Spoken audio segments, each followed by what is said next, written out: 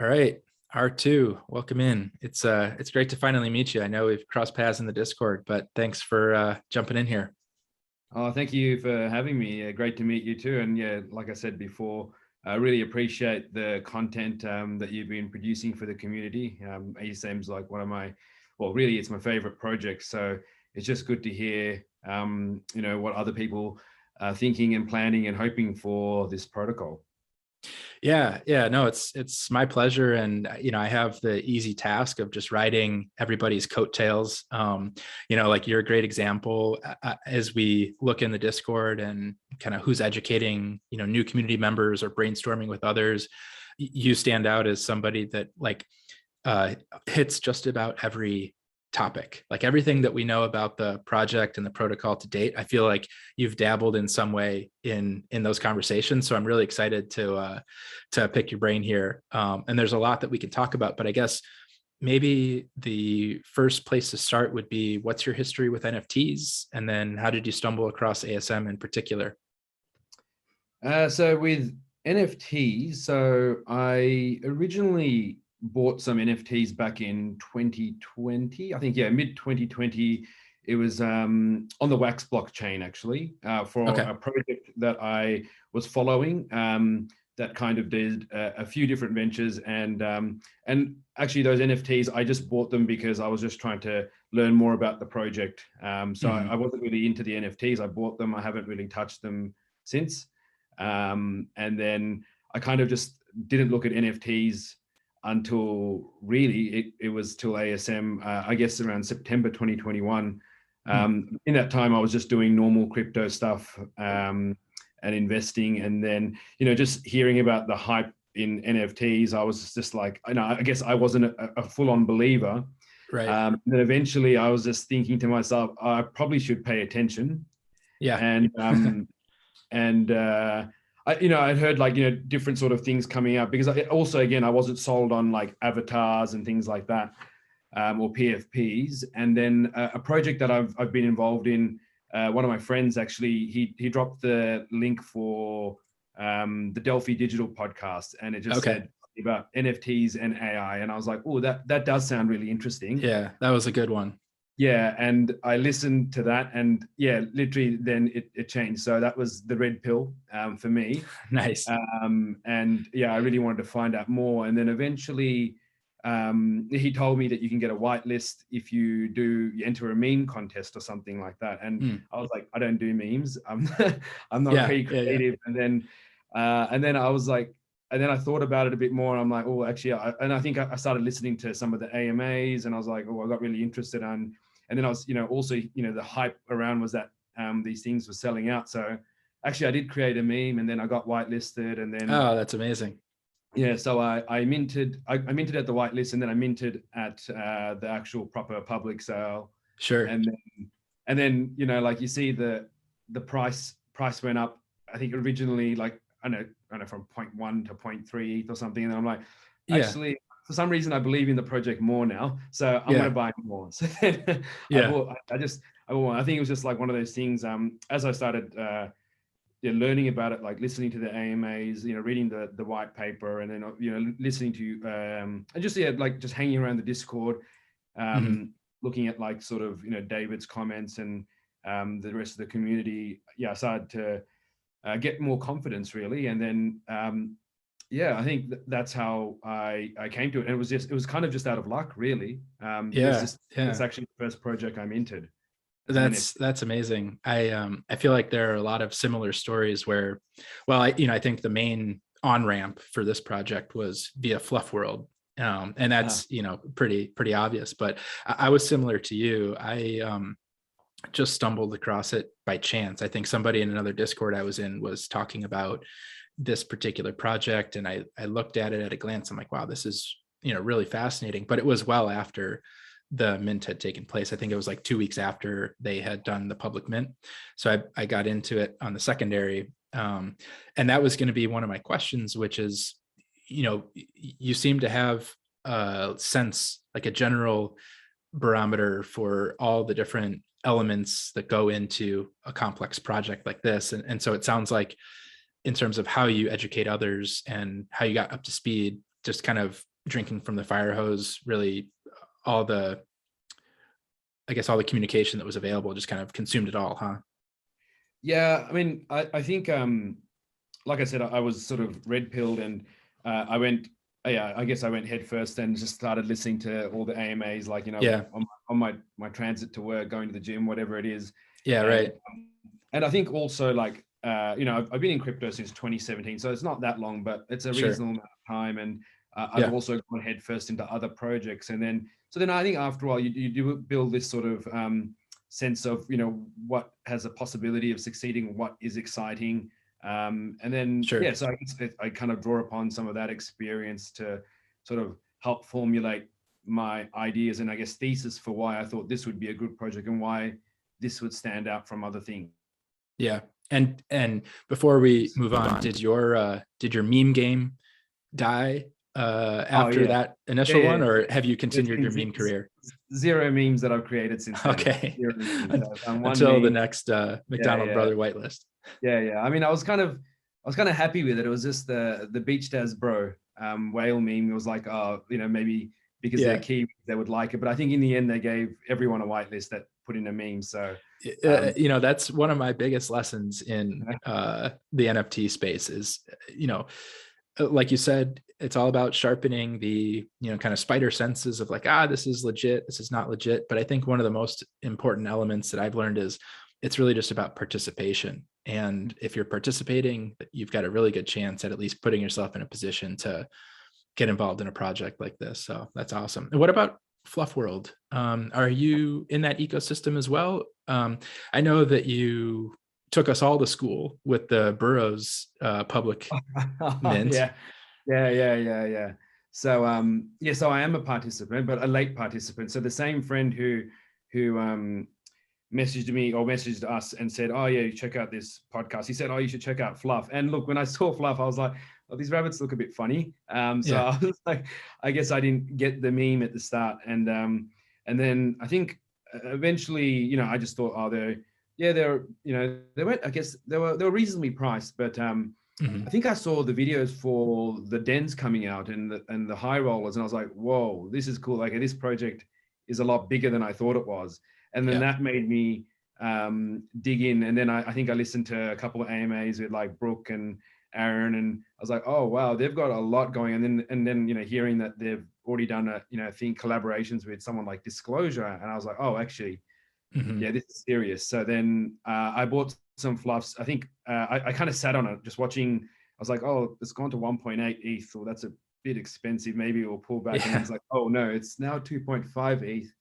Mhm. Yeah, okay, I'm going to buy some. So then, yeah, I bought a couple then. So then I bought, Yeah.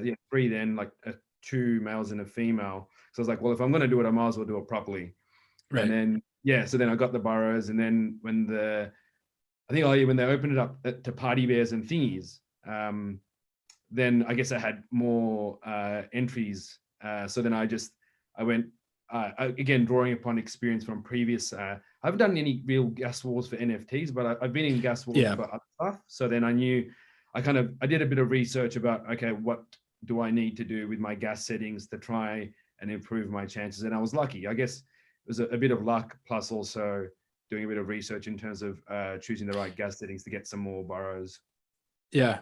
Yeah. Well, congrats. And hopefully you'll be inviting some of us in with our Bears, Fluffs, and All Stars Oh yeah, can't wait. to celebrate or watch a game rather. So that's awesome. Yeah, looking forward to it. Yeah. So I think the most obvious top of mind topic at the moment is that of brain analysis. What's your take on the Alpha Farm tool that was released by some other community members? Have you been interacting with it? What's your, I guess, general thoughts on? Yeah. Yeah. Sorry, you're breaking up. That's why I started talking earlier. No, I've really enjoyed it. Yeah, I think it's a great effort that all of you guys have done, and I believe you've worked on it as well. Was that right? Again, I just connected with those guys. We got a group together, and I was sharing very, very basic feedback from a point of view of like, I know nothing about this stuff. I'll give you my 2 cents, but by no means did I contribute to the analysis or modeling or anything like that. Those guys are playing 4D chess with all of us here. Yeah, yeah, I can definitely sense the big braininess in all of them. I mean, I listened to the podcast that you guys did with them, and it's some of that stuff goes over my head because I'm just not from that sort of tech side. And but no, I think it's great. Initially, I had some reservations about it, but I think it's a cool tool. And it's just like having listened back to that podcast that you guys did, like it has improved. I guess the community's ability to interact with something, to get more information about the brain, make them think about how this would, interact with, or how it would play out in a game. And there's still information we don't know. And I guess the reservation I had initially was that the word of the use of the word IQ, I guess. Yeah, right. And I felt some people were going, oh, well, my brain is stupid. And I'm like, well, I guess my definition of intelligence is that intelligence would be, I guess, one's ability to learn information, apply that information in sort of new settings. And I guess I would assume that the brains are still going to be able to learn, it should be hopefully comparable. Right. Yeah, that's what I assume. And really the genome, what it's calculating is, I guess, what's your, like, how good you would be in different sort of skills. So like if you're very fast, or you could kick a ball very hard or accurate, you would get maybe a 9 in that. And that score is going towards your genome weight. But really that isn't really a true reflection of IQ. So I guess that was the only reservation I had. But I think for the purpose of what the brains are, I mean, effectively we are rating the brains based on how good they are at different sort of activities. So if a score of 9 out of 10, or 9, well, it's out of 9 actually, so 0 to 9, if 9 is the best score you can get, and it's always sort of, it's not inverted, then really you do want something that's just heavily weighted. And I guess it doesn't matter what you call it. I think IQ is the easiest thing for people to understand in the end.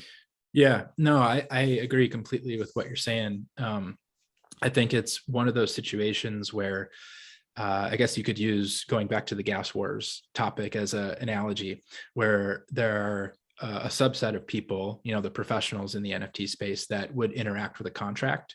And so they're going to Etherscan and minting from the contract rather than going to the public facing, website. And that's already a leg up because you're going straight to the source. And in the same way, I think that what Alpha Farm has done a really great job of is taking the underlying data that it is associated with each of our NFT assets in each brain, and abstracting away all of the ones and zeros of it to make it more publicly available to digest what we're looking at.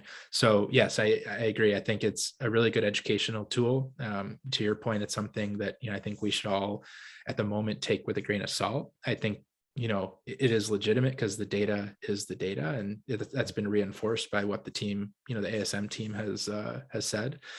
But ultimately, it's still very much one of those like DYOR type of topics before you make any buying decisions, because it has influence. Like the brain pricing separation has really, been pretty dramatic after that was released.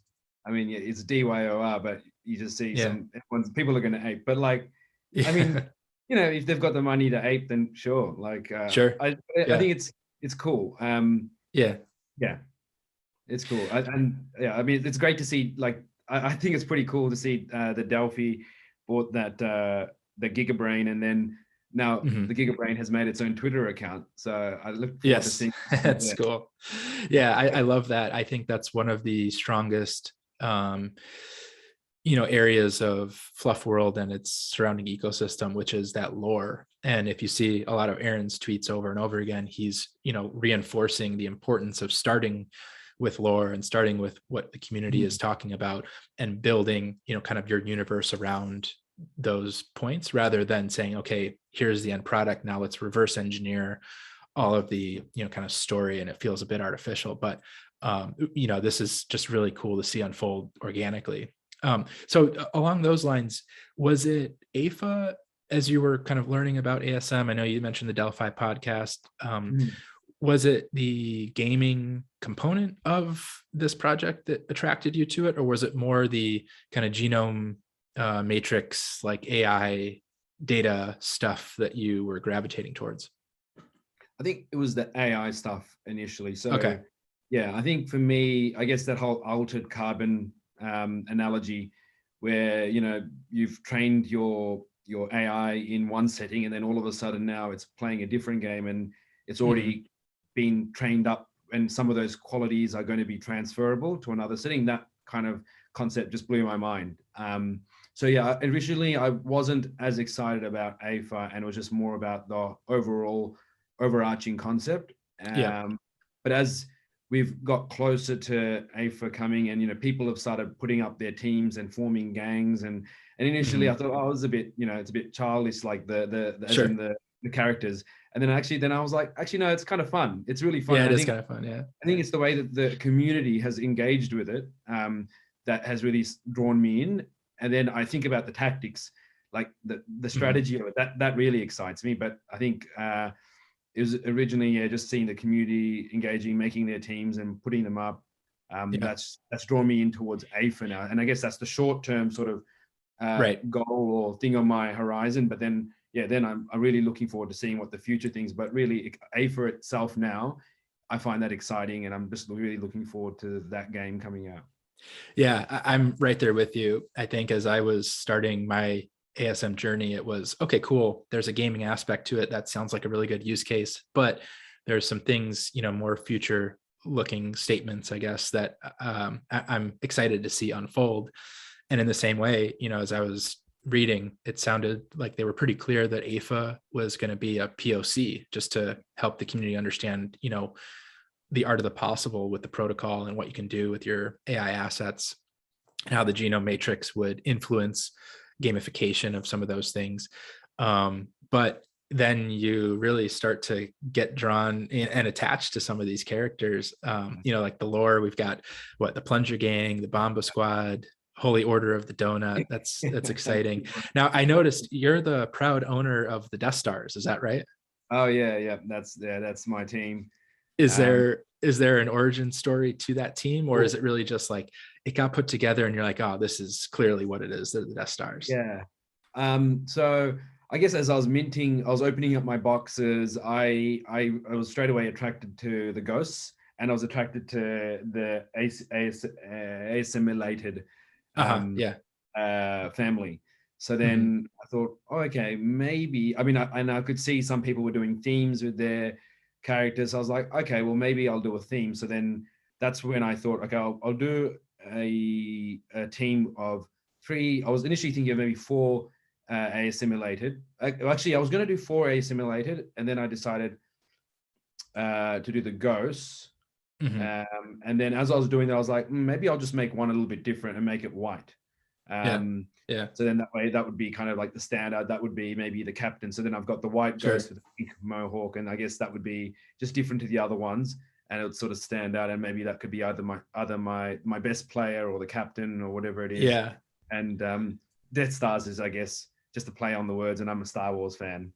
Yeah. No, it turned out amazing. I'm sure they're going to be pretty public figures in the near future here as we see the game unfold. And you bring up a really good point, which is, everyone's having fun with the configurator tool of the All Stars themselves, but that there's just so many layers to gamification that we're going to be treated to. And one being, how do you decide to match a particular character with a particular brain? So Mhm. yeah, that's a really fascinating one that I haven't really thought too much about, because we're really just consuming the next thing that's nearest to our Exactly. nose. Yeah. Yeah. What have you thought much about how brain mining will work for Gen 2 brains? Mhm. What will make it a valuable brain, that sort of stuff. I guess one curiosity I have is people's perspective on the mechanics of all of that, whether it's all-star spawning, brain mining. Have you put much thought into how you're going to approach that?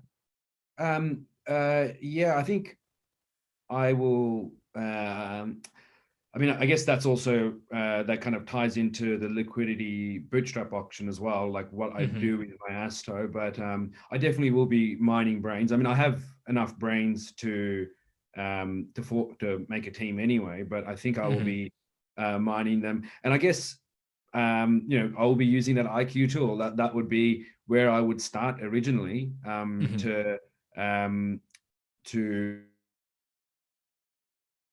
they would be the first ones that I just go to my highest IQ. Maybe I'll do one of my lowest IQ. I don't know, and then go from there. But then I think once the game comes out, I mean, I don't know if you get meaningful information out of the training, but once the game comes out, and I can see, well, hopefully I can see statistics on, like, which player is scoring goals, which one. I don't know if you get information about defensive acts, or like Hmm. uh, or passing or assisting. If we get this sort of information, well, then maybe what I think I would do is that I would try and focus maybe on doing that, because that would be more desirable for other people when they're Yeah, forming teams. So yeah, looking at you those bring things. up, no, it's a really good point, and it's almost three steps ahead to think about the mining itself or the spawning, because you bring up a really good point. We have to think about the kind of foundation level of what we're working with, and I think that has to do with taking a look at the initial team, seeing how effective they are either individually or together, and then starting to make some choices based off of that. How much influence do you think that we'll have on training, what's predetermined versus predetermined through the heat map or the genome matrix, or things that we'll be able to manipulate independently as we take them to the gyms? I know it's pure speculation, but have you thought Yeah. much about like your influence on the gamification?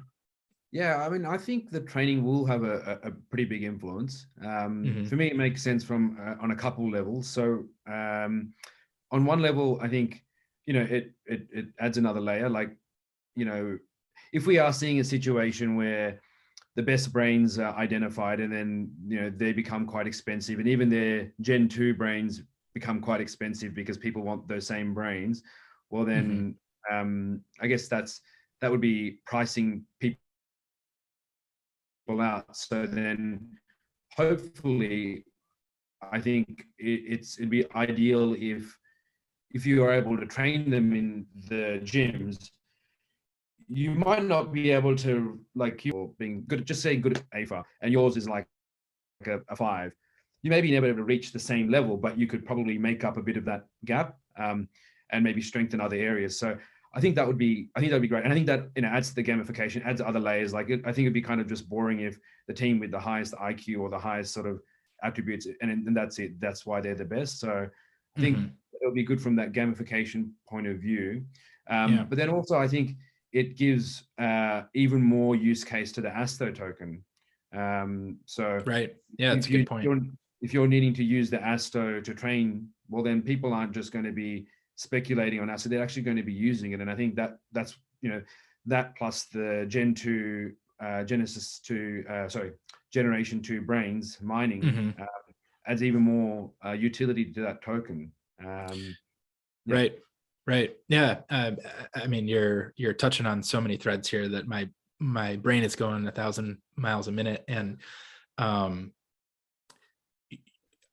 again, going back to this concept of we're so wrapped around what's the next step. Obviously, people are talking about the brain analysis tool and ASTO, and those things are going to be intertwined, very soon here. But yeah, I am really curious to see how the economics of it all work.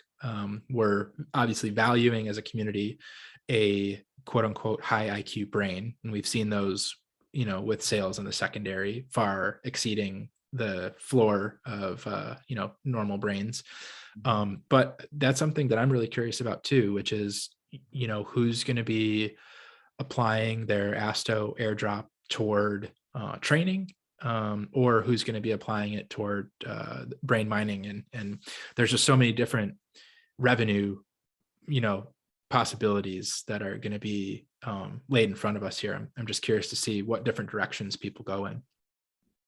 Yeah, it'll be interesting to see. I guess we don't know, but there's still still have a lot of information to find out about. I guess So the mechanics much. of all these things. So it's hard to know exactly what you're going to do until, I mean, maybe the team is still figuring it out too, because I guess they're probably seeing what the community's reactions are to things, and I guess and the game hasn't. I guess they're still probably finalizing things about how the game works. And I guess with the whole, that also ties into the P2E or play to earn or play and earn sort of economies. I guess this is like a rapidly evolving thing. I think a lot of games like Axie Infinity did really well, but then from what I understand, the SLP economies kind of collapsed on itself, and then a lot of other games.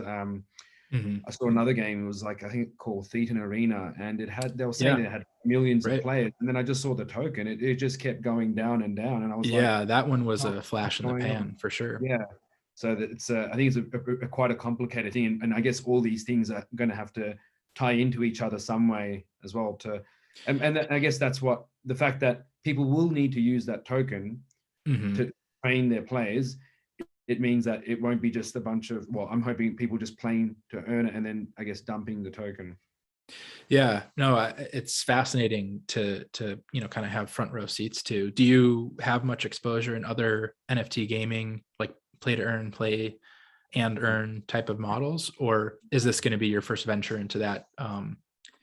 Yeah, it'll be my first venture, and like I've kind of said it in the Discord before that.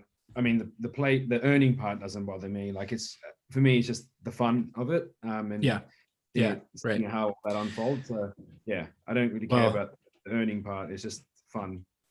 Yeah, I think that's the right approach to take. I know you mentioned, Axie Infinity as an example, and they're, very clearly the pioneers in the space, or at least the most public, pioneers in the space. They've done so many things, from like game design to tokenomics, and then weaving that on top of the blockchain, that it's mind-boggling to think how much they've accomplished, as a group. But as the kind of first in, there's a lot of lessons learned, and in their case, lessons learned the hard way. So I think that's representative of what we're seeing with this new audit. Moving toward the liquidity bootstrap auction, as you mentioned, and away from just like your standard, LP, capital staking sort of model. And I'm totally good with that. Like it's taking a little bit longer than I think we had anticipated, but I'm really happy to see that the ASM team and Delphi are putting their heads together and just making sure that they're charting the best possible path for success. And I know you've mentioned that in the Discord as well. Oh yeah, there's no rush. I mean, it's important that they get it right. I mean, these launches are kind of important, and it's very important. And like parking that aside, I mean, just looking at the market itself, January would not have been a great time to do this sort of thing. I think people good call. Well, or at least mid-January, I think people would have been a bit hesitant to put their money and lock it up for 3 months in this sort of liquidity bootstrap auction, which is actually, if you think about the dynamics of the auction, it's not in the best interests of any Genesis asset holder, because essentially we're all going to be airdropped or we're going to be able to claim ASTO tokens. So what will dictate how much those tokens are worth is how successful the auction is. And if you launch that auction in the middle of a really severe bearish period, the tokens are just not going to be worth as much. I mean, granted, it goes for 3 months. So I think, I'm not sure if the price discovery happens over that 3 months, or if it only happens over the course of a week, but then you're still locked into the liquidity pool. Right. Yeah, this will be a first for me. My current understanding is that the price discovery will occur over those first 7 days, and that's voluntary, obviously, for the people that own ASTO, whether it's via the airdrop or as early contributors. And then there will be that lockup period for 3 months thereafter. This is all new to me, so I'm gonna, I'd like to participate as much as possible. I don't know.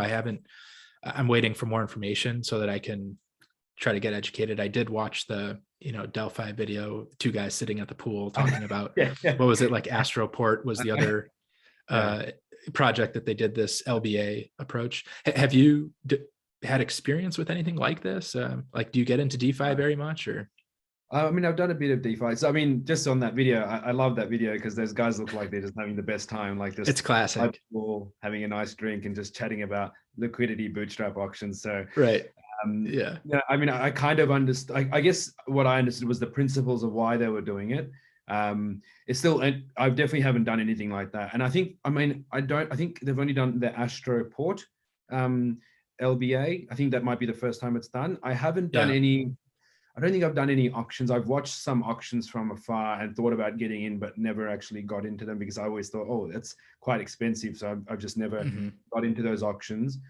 I've done DeFi. I've been rugged, Iron Finance and all these sorts of things. So Sure.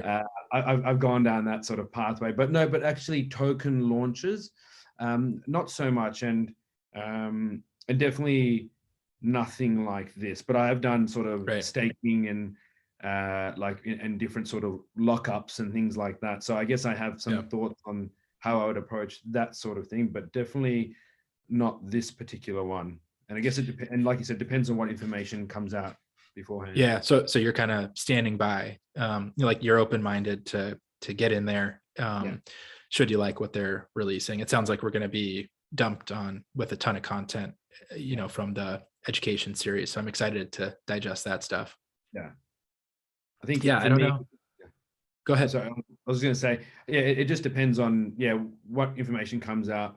I think I'll get involved either way. Like, I think I'm going to be doing a bit of everything. It's just a matter of how much of these things I do and what APY from the, if that does get published beforehand, or at least a guide, that would probably dictate, how much I would get involved in the auction side of things. But my goal is to try and have as much ASTO as possible, really. You're right. That's the bottom line, right? Is acquire ASTO by any means possible, whether that's, participating in the initial 7-day auction or waiting for it to hit exchanges and acquire that way. But I'm right there with you. I think you've got a really good approach in that, the best way to learn is to get hands-on. So I think that's why this project is so appealing from so many different levels. But we'll see how it goes. I'd like to participate, but to your point, I'm curious to see what magnitude of capital we're going to need to have an impact. Well, I think it you should hopefully be able to put in as small amounts, I would have thought. I guess the only thing that would be a limitation would be Ethereum gas fees. Like if you're putting in $1,000 and the gas fees are 300, then it's not worth it. So I guess it just depends on that would be the only deciding factor. But I would hope that it would be open to everyone. Right. Yeah. I think, they've, from a, community and cultural standpoint, they've fostered that spirit, which is, as level a playing field as possible, wherever they can drive that. So I'm confident that that'll be the case for this as well. And, I wouldn't say anti-whale, but at the very least, not a whales only club. So we'll see how it goes. Now, rubbing the magic 8-ball, obviously pure speculation. Have you had any notions of how you anticipate price discovery unfolding? Where's your head at? Yeah. So I guess I think of things in terms of like market cap. And what kind of market cap things could launch. I mean, like, I could tell you it could be $1 per ASTO token, but I guess that doesn't really mean much if, it just depends on what the actual circulating supply is. So, and I really don't know, because I'm very bullish on this project, and I feel like, possibly in the future, it could be a multi-billion-dollar sort of protocol, given what they're building, given the, ecosystem that they're involved in. But I mean, I think the market cap could range anywhere between, I would have thought, easily 50 million, and I would have thought up to 200 million, maybe even up to 500. It really just depends on what sort of market conditions they launch at, what information, what sort of news drops, and I know that we know that they're sitting on a lot of bullish information. You read between the lines. There's some. I feel like there's something going on with the NFL. We know that there's someone signed up from a combat sport. It depends on how much of that information comes out. Right. Because we're still a pretty small community, I guess. But I guess there are other people that do know about ASM, and I feel like they just have to put the on switch, and Mhm. all of a sudden you can get some ridiculous valuations. So it's just really hard to know. I mean, I can't say confidently that I would be happy to buy up to a certain sort of market cap or price or anything like that. It's just Yeah. going by the feel, I guess. I mean, what do you think? Right.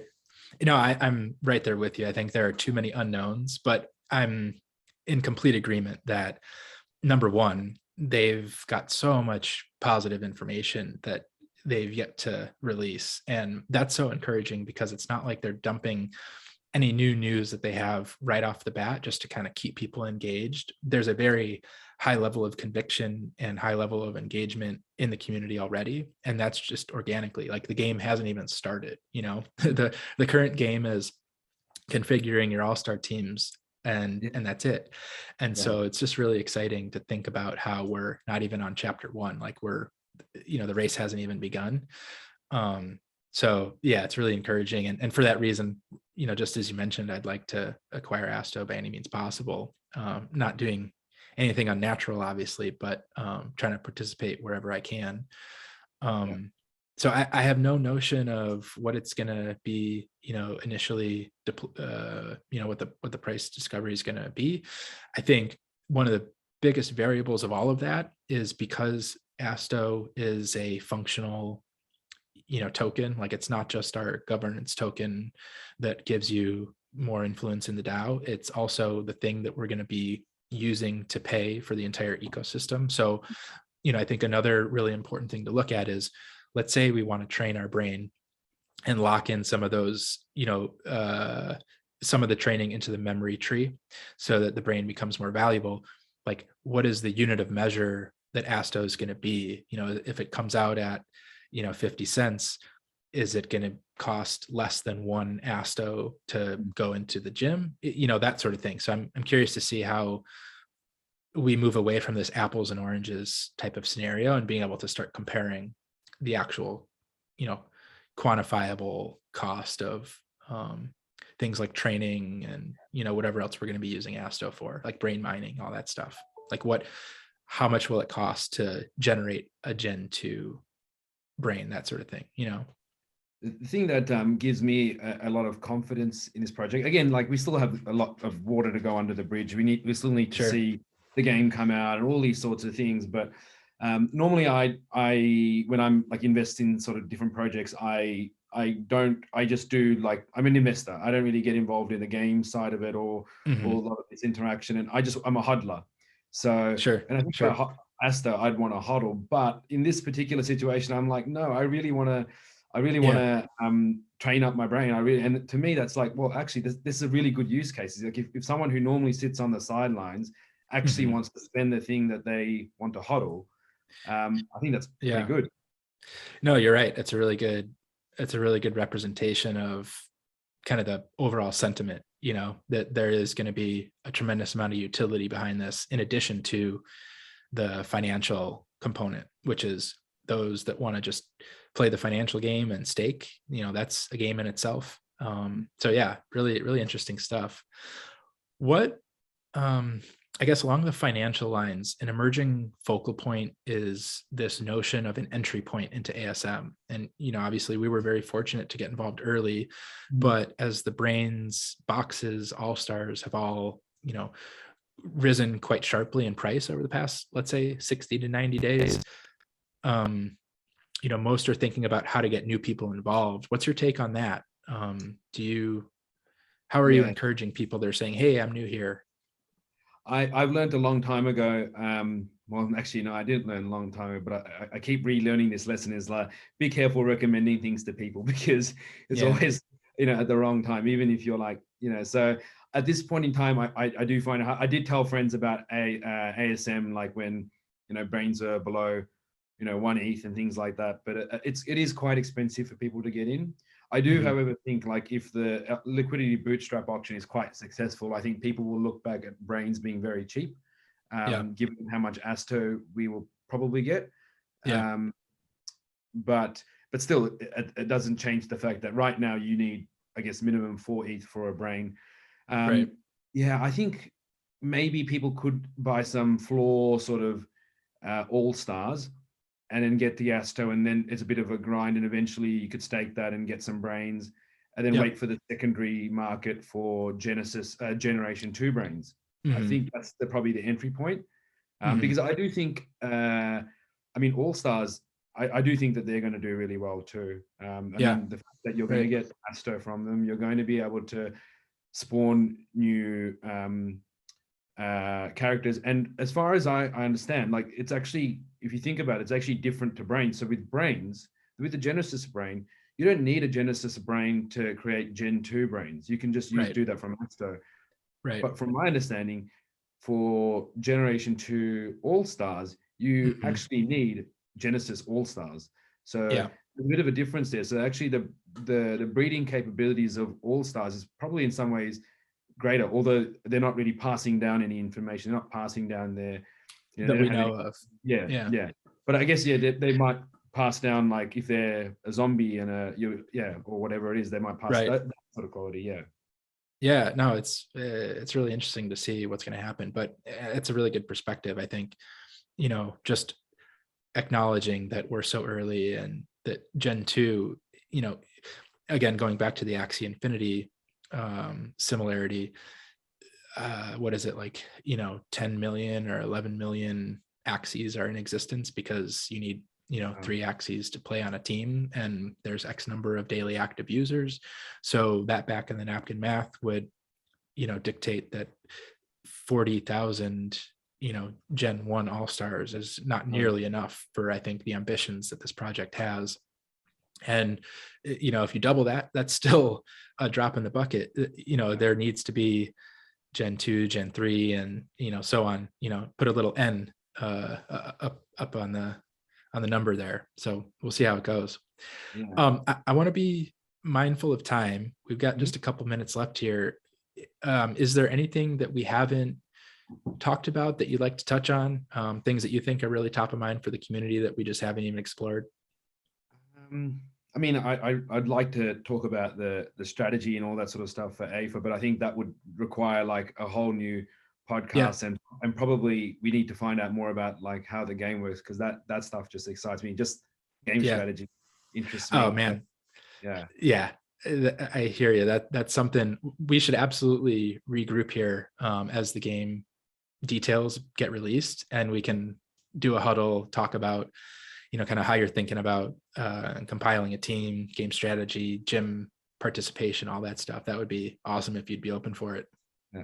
I think, I mean, to close it, I mean, if you wanted to close it out, just like with the going back to the tool, I think it's a great thing for people to use. I think if you have low IQ brains, I mean, you just don't know how what role they might play. So, I mean, I think a smart move would be if you can find like a really, really low IQ brain, get that, because there could be a game that actually inverts the whole thing. And all of a sudden now you have got a brain that's really, really desirable in that use case.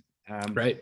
And even if no one does that, some people might speculate that that's a possibility, and all of a sudden your brain could be worth more. So, but also like in just say AIFA, like you don't want all star players, as in you don't want all your players to be like the best, all trying to go for the ball. Like this is an example that was from one of the AMAs. You just want maybe someone who's just going to be a striker, or someone who's just a bit simple-minded, and all they do is block the goal. And I think in some of the simulations they used, they did notice that even though there was no actual goalie, there were particular simulations where a player would stay at the goal. And maybe that's just a low IQ player. I don't know. Sure. Because it's one thing. I don't know. No, it kind of ties the whole conversation full circle, which is, at the moment, IQ is the best way that we can represent aggregating all of that data together. But to your point, number one, it's very world and game specific. And number two, we just don't know, where the value is. It's a really good point. I'm in total agreement. Yeah. Any final thoughts, or you feel like we're at a good stopping point until we can regroup here for game strategy? I think we're a good point. I just can't. I just when ASTO. That's what I'm When thinking. ASTO, when ASTO, we'll get one of those like gifts in the Discord where the little thing, Definitely. cute thing is like bopping. We'll have to do one of those with like an all-star. That's Yeah. funny. Well, R2, thank you so much for carving out the time. I know you're a busy guy, ASM aside. So thank you so much, and have a great weekend. I look forward to collaborating with you in the Discord. Yeah. Thanks, Tanuki. Nice chat. See you All later. right. See you in a bit.